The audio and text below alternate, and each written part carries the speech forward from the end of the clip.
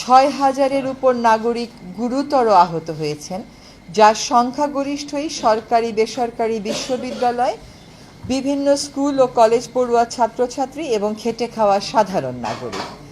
আহতদের মধ্যে ৬১৫ জন দৃষ্টি হারানোর আশঙ্কায় আছেন।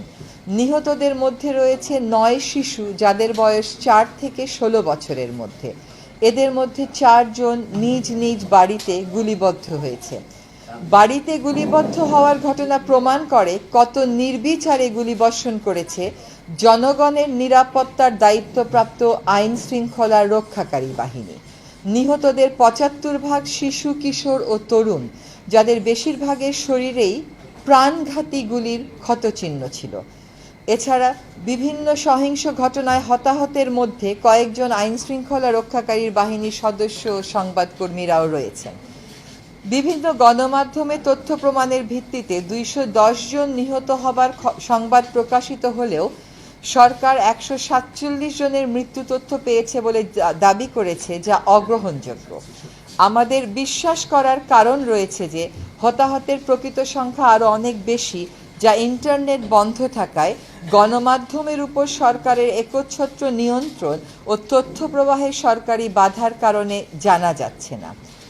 এত অল্প সময়ে কোনো একটি শান্তিপূর্ণ আন্দোলনে এমন বিপুল হতাহতের নজির গত ১০০ বছরের ইতিহাসে আমাদের দেশ বা উপমহাদেশের কোথাও নেই। পুলিশের নির্বিচার গুলিতে নিরস্ত্র আন্দোলনকারী, পানি বিতরণকারী কিশোর, পলায়নরত ছাত্র ও ছাদে খেলতে যাওয়া শিশুর মৃত্যুর যে হৃদয় বিদারক বর্ণনা বিভিন্ন গণমাধ্যমে পাওয়া যাচ্ছে, তাতে স্পষ্ট যে বল প্রয়োগ ও সহিংসতার সকল মাত্রা অতিক্রম করা হয়েছে এবং সাংবিধানিক ও আইনি সকল সুরক্ষা লঙ্ঘিত হয়েছে। গুলি করার ক্ষেত্রে পুলিশের আইন ভঙ্গ করা হয়েছে। দেশের বেসামরিক নাগরিকদের শান্তিপূর্ণ প্রতিবাদ দমনের জন্য জাতিসংঘের লোগো সম্বলিত সাজোয়া যান রাস্তায় নামানো হয়েছিল। সেনাবাহিনী ও সীমান্ত রক্ষাকারী বাহিনীকে নিয়োজিত করা হয়েছিল। কারফিউ জারি করে দেখামাত্র গুলির নির্দেশ দেওয়া হয়েছিল এবং হেলিকপ্টার থেকে টিয়ার সেল, সাউন্ড গ্রেনেড এবং অভিযোগ মতে গুলি ব্যবহার করা হয়েছিল, যা দেশের ইতিহাসে নজিরবিহীন। শিক্ষার্থী আন্দোলনের সমন্বয়ক ও কর্মীদের অনেককে বাসা থেকে তুলে নিয়ে গ্রেফতার দেখানো হচ্ছে বা অবৈধভাবে আটক রেখে তাদের উপর শারীরিক ও মানসিক নির্যাতন করা হয়েছে এবং হচ্ছে। ইতোমধ্যে আটককৃত অনেককে রিমান্ডে বা রহস্যময় আটকাবস্থায় অমানসিক অত্যাচারের অভিযোগ উঠেছে এবং আলামতও দেখা যাচ্ছে।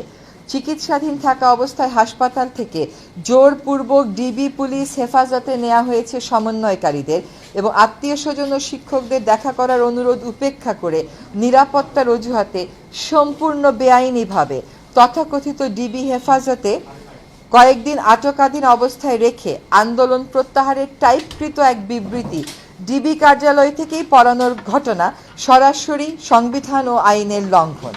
আটক অবস্থায় ডাকসুর সাবেক ভিপি নুরুল হক নূর ও কোটা সংরক্ষণ নেতা নাহিদ ইসলাম সহ আন্দোলনের নেতাকর্মীদের উপর যে নির্যাতনের চিত্র দেশবাসীর সামনে উপস্থাপিত হয়েছে, তা গুরুতর ফৌজদারি অপরাধ।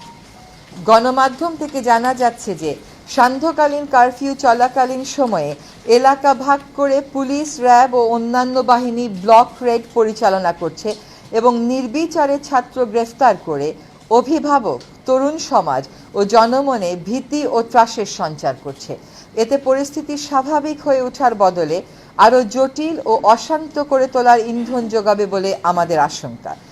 বাসা থেকে আইনশৃঙ্খলা রক্ষাকারী বাহিনীর নামে উঠিয়ে নেওয়া হলেও অভিযানকারী কর্মকর্তার পরিচয় প্রকাশ করা হচ্ছে না, সময় মতো আদালতে উপস্থাপন করা হচ্ছে না এবং কারো কারো ক্ষেত্রে আত্মীয় পরিজন তুলে নেয়ার পরে আর কোনো খোঁজ পাচ্ছেন না বলেও অভিযোগ করছেন।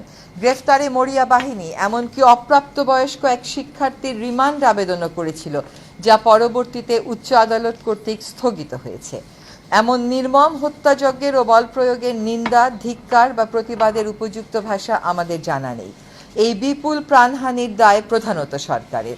শান্তিপূর্ণ আন্দোলনকারীদের উপর যে মাত্রায় বল প্রয়োগ ও সন্ত্রাসী কায়দায় আক্রমণ করা হয়েছে, তা দেশের জনগণ ও বিশ্ব বিবেককে স্তম্ভিত, ক্ষুব্ধ ও মর্মাহত করেছে। আন্দোলন চলাকালে নাশকতামূলক তৎপরতার কারণে বেশ কিছু রাষ্ট্রীয় প্রতিষ্ঠান, স্থাপনা ও সম্পদ ক্ষতিগ্রস্ত হয়েছে, যা কোনোভাবেই সমর্থনযোগ্য নয়।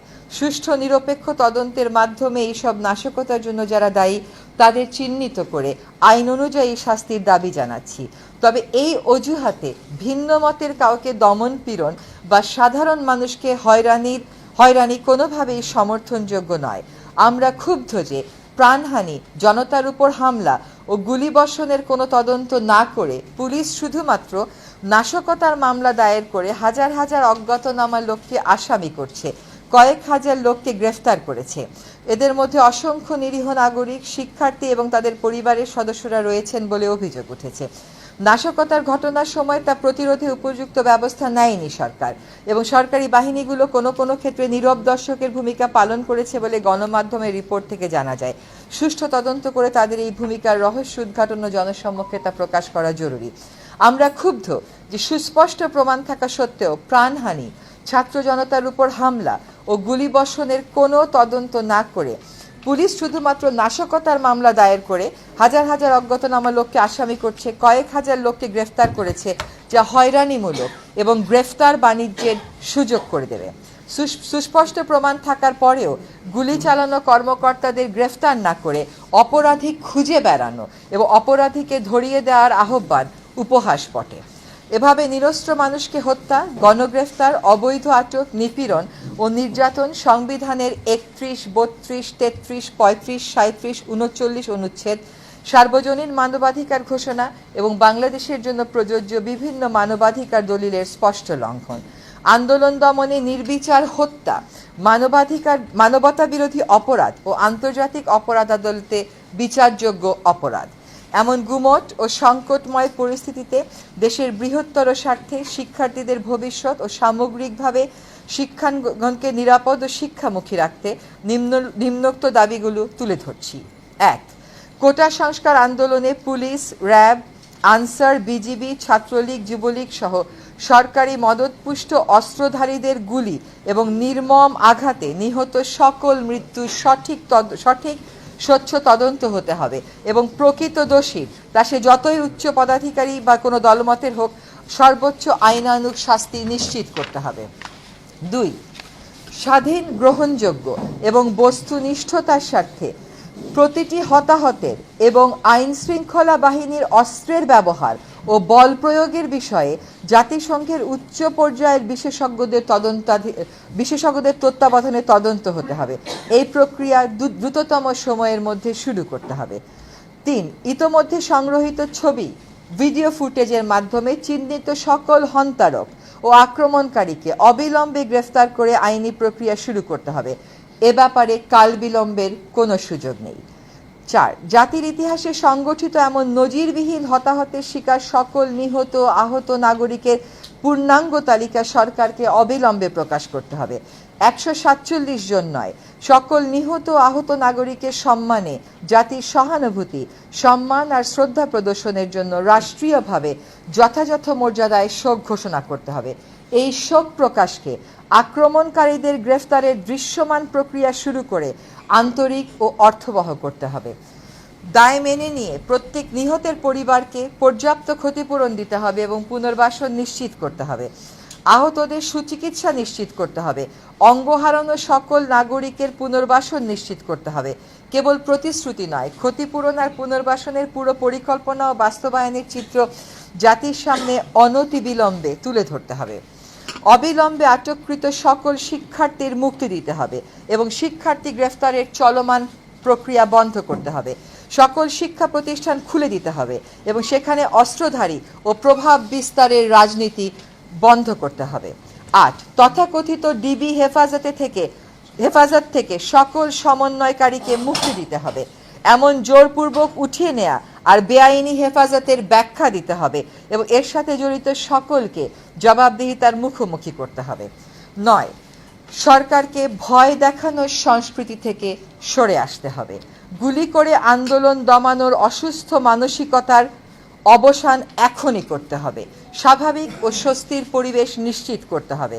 কারফিউ ও সেনা প্রত্যাহার করতে হবে, সাজোয়া যান সরিয়ে নিতে হবে, হেলিকপ্টারের পাহারা থামাতে হবে, ব্লক রেইড, গণগ্রেফতার, ছাত্র অভিভাবক হয়রানি বন্ধ করতে হবে।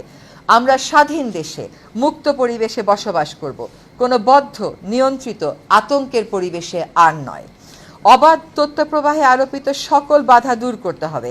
ইন্টারনেট ও সামাজিক যোগাযোগ মাধ্যম পূর্ণ মাত্রায় খুলে দিতে হবে। আমাদের হয়তো এখানে গণমাধ্যমের উপর আরোপিত অলিখিত নিষেধাজ্ঞার কথাও বলা উচিত ছিল, সেটা আমরা মিস করে গেছি। আমরা বলে দেব, সহিংসতা দমনের নামে বিরোধী মত দমন করা যাবে না। স্পষ্ট প্রমাণের মাধ্যমে সহিংসতার প্রতিটি ঘটনার তদন্ত করে দোষী ব্যক্তিদের শাস্তি নিশ্চিত করতে হবে। আমরা দেশবাসীকে কঠিন আত্মপ্রত্যয়, সাহসিকতার সাথে দলমতের ঊর্ধ্বে উঠে সক্রিয় ও দায়িত্বশীল ভূমিকা পালনের আহ্বান জানাচ্ছি। ধন্যবাদ সকলকে।